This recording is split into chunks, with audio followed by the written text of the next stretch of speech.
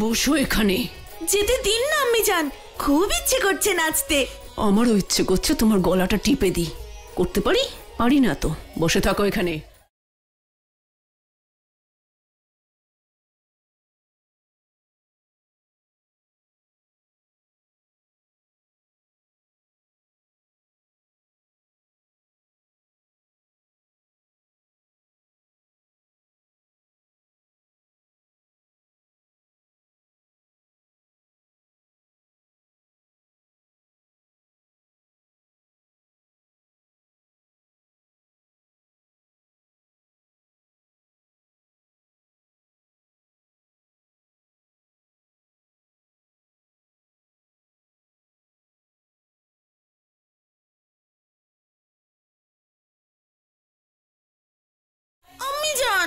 যাবে না তুমি যদি ওখানে নাচো তো তোমার এই সুন্দর মেহেন্দি নষ্ট হয়ে যাবে। হায় আল্লাহ, আপনি যতই রাগ করুন আমার ওপরে, আমি জানি আপনি আমাকে কত ভালোবাসেন। এবারে আমি কোথাও যাব না, এখানেই বসে নাচবো। এসো আমার কোলেই বসো। যাও ওখানে বসো।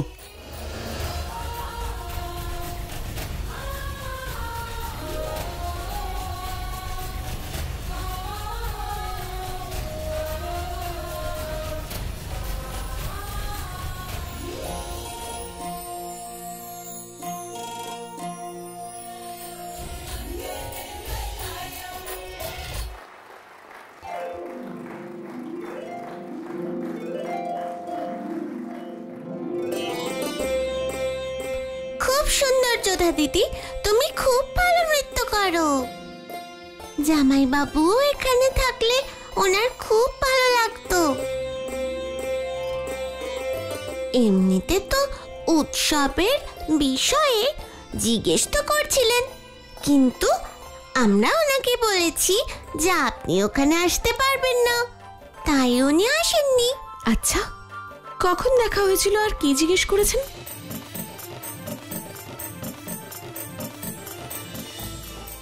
শাহেনশাহ এটা জানতেন যে এখানে পুরুষদের প্রবেশ নিষেধ, তারপরেও উনি এখানে এসেছিলেন। খুব জেদি তো উনি, একটুও লজ্জা নেই।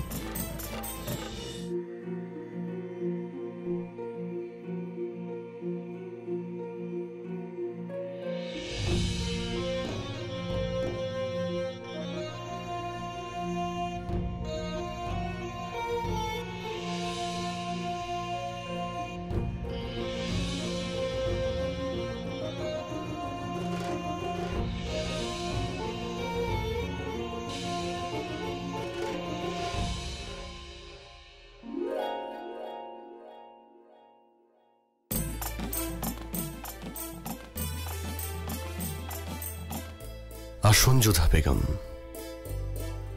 তাহলে আপনিও হাতে মেহেন্দি পরেছেন? জিজ্ঞেস করছেন নাকি বলছেন? জেনে শুনে না বোঝার ভান করবেন না। ওই উৎসবে আমি আপনাকে দেখেছিলাম। আচ্ছা, আপনাদের ওখানে হারেমে পুরুষদের প্রবেশ নিষেধ, তাই না? না, একবার ভুল করে মানসিং ওখানে গিয়েছিল, তার জন্য বিশাল কাণ্ড হয়েছিল। আপনার মনে আছে তো? মানসিং তো ছোট ছিল, কিন্তু আপনি সেই একই ভুল কি করে করলেন? তাহলে আপনার কথা অনুযায়ী আমি অপরাধ করেছি, আমি নিয়ম ভেঙেছি। ঠিক আছে, তাহলে আমাকে শাস্তি দিন। আমাদের এখানে ছোটখাটো বিষয়ের জন্য শাস্তি দেওয়া হয় না, সাবধান করা হয়। আমিও তাই করছি। আর তাছাড়া আপনি মানসিংকে ক্ষমা করে দিয়েছিলেন, আপনাকেও ক্ষমা করে দিচ্ছি। যোধা বেগম, মানসিং ওই অপরাধ না জেনে করেছিল, আর আমি এই অপরাধ ইচ্ছে করে করেছি। আমি ওখানে গিয়েছিলাম শুধু আপনাকে দেখার জন্য, যেখানে পুরুষের প্রবেশ নিষেধ ছিল। তা সত্ত্বেও আপনি আমাকে শাস্তি দিলেন না কেন?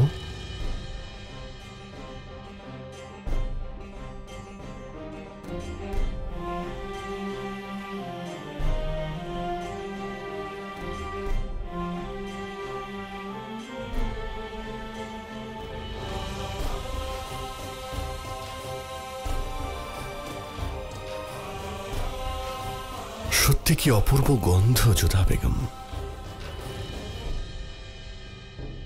তাহলে বলুন, আপনি আমায় কি শাস্তি দেবেন? আমি বললাম তো, আমি কোনো শাস্তি দিতে চাই না। শাস্তিকে এই জন্যই দিচ্ছি না যে আপনি আমাকে পছন্দ করতে শুরু করেছেন। আবার কি যোধা বেগম, আপনি হয়তো আমাকে আস্তে আস্তে পছন্দ করছেন। আমার উপর ঘৃণার বদলে আপনার হৃদয়ে হয়তো ভালোবাসা জন্মেছে, সেই জন্য আপনি আমাকে শাস্তি দিচ্ছেন না। এ আপনার ভ্রম শেহনশাহ। আপনাকে এতটুকুও আমার পছন্দ নয়, বুঝেছেন? আপনার এই ভ্রম দূর করার জন্য হয়তো আপনাকে শাস্তি দিতেই হবে। তাহলে ঠিক আছে, আপনাকে 500 বার বুকটন দিতে হবে। ব্যাস, মাত্র 500 বার? 100 বারেই হাঁপিয়ে উঠবেন, সর্বাঙ্গে ব্যথা হবে।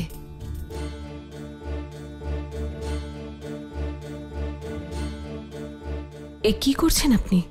যোধা বেগম, যে শাস্তি আপনি আমাকে দিয়েছেন এই পোশাক পরে আমি তা কিছুতেই করতে পারবো না। আপনি মুখ ঘুরিয়ে কেন নিলেন যোধা বেগম? আপনি না দেখলে কে গুনবে, তারপর বলবেন যে আমি মিথ্যে কথা বলছি। এদিকে দেখুন যোধা বেগম।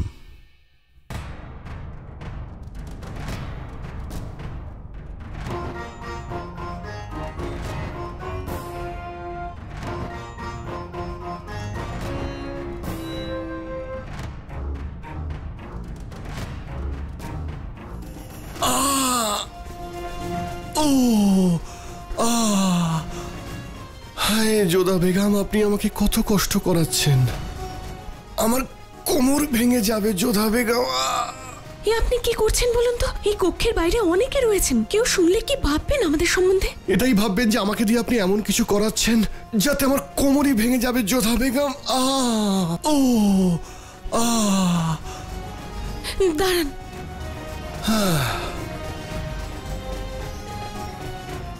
ঠিক আছে যোধা বেগম, আপনার কথা শুনবো, তবে তার বদলে আপনাকে আমার কাঁধে মালিশ করে দিতে হবে, না হলে আমি আবার চিৎকার করব। যাকে শাস্তি দেওয়া হয় তার প্রতি কোনো সহানুভূতি থাকে না। ঠিক আছে, তাহলে আমিও থামবো না। আরে বাবা দাঁড়ান, উঠুন, পরে নিন। এইভাবে ভালো লাগছে না? পড়ুন না।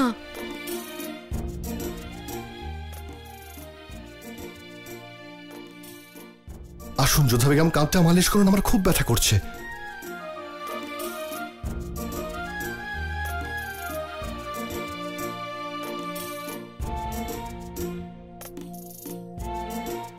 অদ্ভুত, আমি শাস্তি দিলাম আর আমাকে দিয়ে সেবা করাচ্ছে।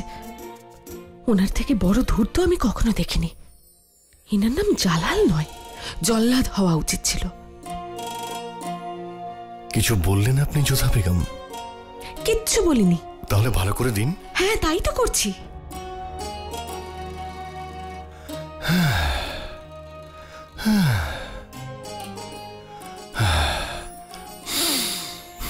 আপনি এরকম বড় বড় নিঃশ্বাস ফেলছেন কেন? কেউ শুনলে কি ভাববে? এটাই ভাববে যোধা বেগম যে আপনি আমাকে দিয়ে এমন কি কাজ করাচ্ছেন যে আমাকে এত বড় বড় নিঃশ্বাস ফেলতে হচ্ছে।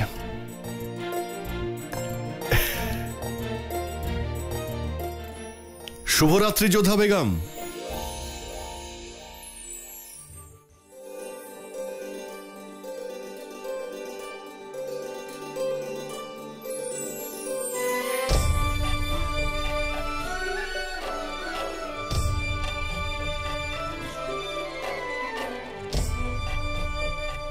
সবাই যতই বলুক না কেন দিদি যে জামাইবাবুর কাছে হৃদয় নেই, কিন্তু আমি যেটা দেখেছি সেটা সবার ভাবনার বিপরীত।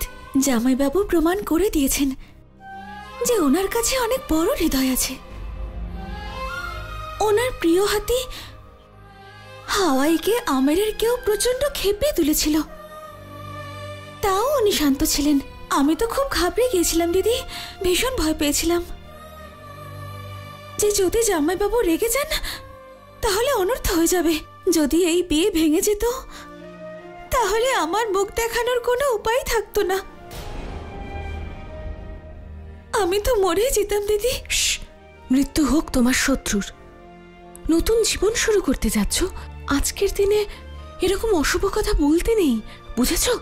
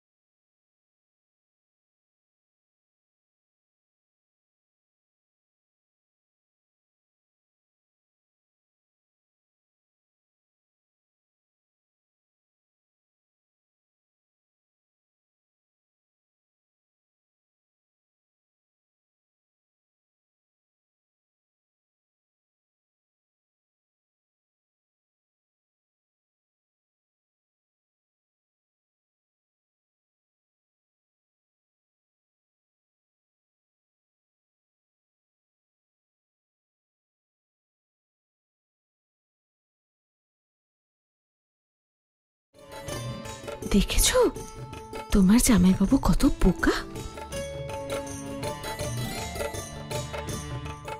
জামাইবাবু, জামাইবাবু, আপনার নাকের ওপরে তিলকে সিঁদুর পড়ে গেছে, এই দেখুন।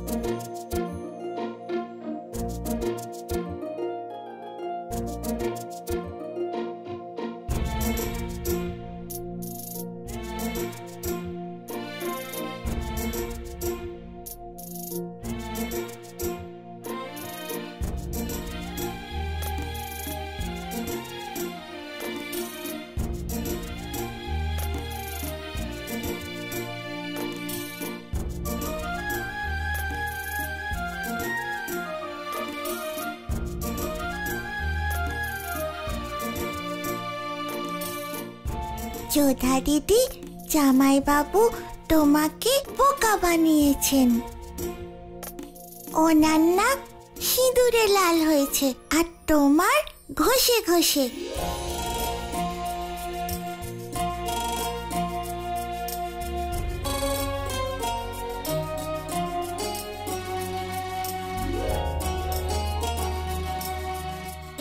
ওনার ভাবনার মতন ওনার সংকেত অন্যরকম।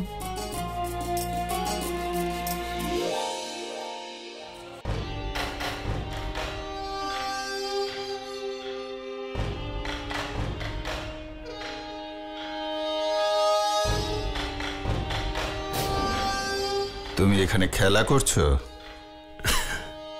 খেলছি না বন্ধু, খেলা শুরু হওয়ার জন্য অপেক্ষা করছি। এই বালি যতই আমার মুঠি থেকে পিছলে যাচ্ছে, আক্রমণের সময়ও ততই আরো এগিয়ে আসছে। আচ্ছা, কিন্তু যদি তুমিও আমার মতো অসফল হও? তোমার আর আমার মধ্যে তো এটাই পার্থক্য আদাম। তুমি আগেই সব তাস দেখিয়ে দাও, আর আমি শেষ পর্যন্ত তুরুপের তাস লুকিয়ে রাখি, যা সঠিক সময় এলে খেলার মোড় পুরো ঘুরিয়ে দেয়। কিন্তু সেই তাস ফেলবে কখন? ফেলা হয়ে গেছে আদাম, এখন তো শুধু সেটা দেখার অপেক্ষা। আমি শুধু অপেক্ষা করছি কখন ব্রজেন্দ্রর পিতা শাহেনশার থেকে রতনপুরের দুর্গটা চাইবেন। আর যদি জালাল ওই দুর্গ দিয়ে দেয় তাহলে?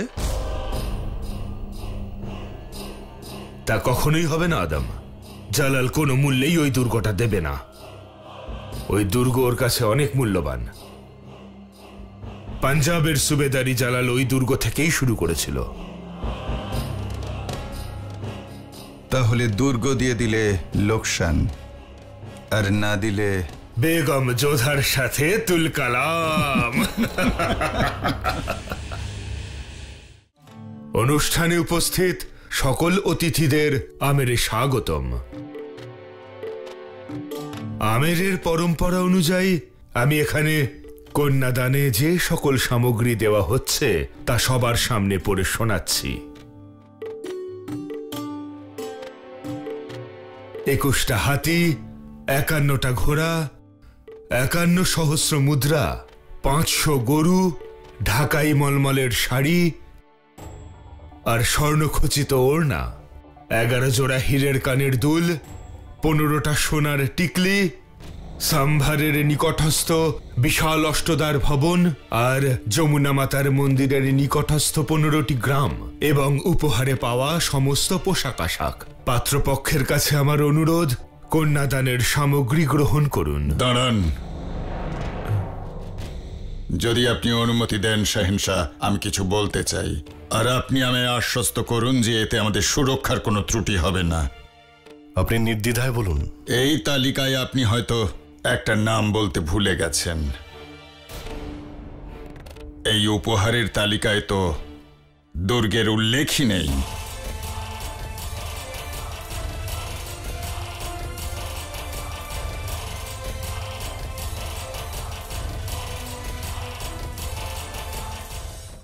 কোন দুর্গ?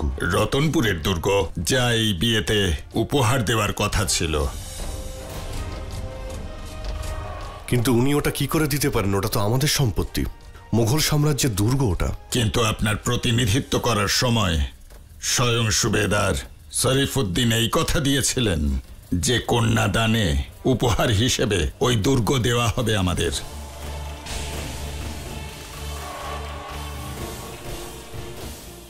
আপনি এসব কি বলছেন? না শরীফুদ্দিন, এই বিয়েতে আমরা রাজি হওয়ার আগে আমরা এই শর্তই রেখেছিলাম, আর আপনি তাতে রাজিও ছিলেন। শরীফুদ্দিন, তুমি কি এরকম বলেছিলে?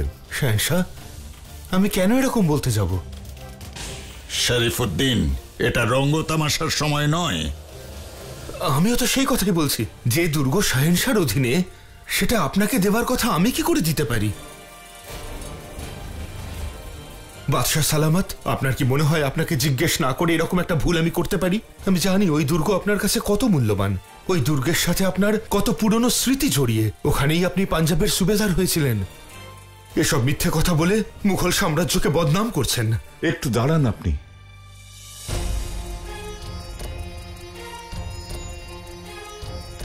বেআই মশাই, আমি তো কন্যাদানে কিছু খামতি রাখিনি, তাহলে আপনি এই দাবি করছেন কেন? আমি এটা চাই না যে আপনার সাথে যা ঘটেছে সেটা আমাদের সাথেও ঘটুক। আপনি তো আপনার মেয়েকে মুঘলদের হাতে তুলে দিয়েছেন,